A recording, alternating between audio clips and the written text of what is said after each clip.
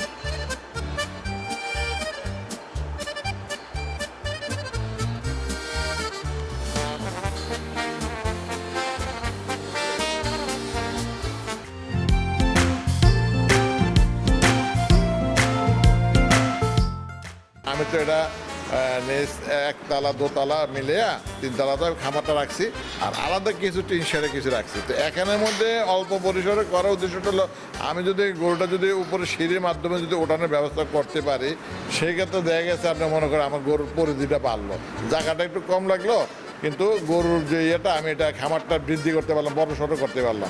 এখন আমার চিন্তা ভাবনা আছে যে আরও উপরে করা যায় কি না, আমি ওইটাও চিন্তা করতেছি, হয়তো এটাও চিরেই হয়ে যাবে। মোটামুটি আলোচনা করছি।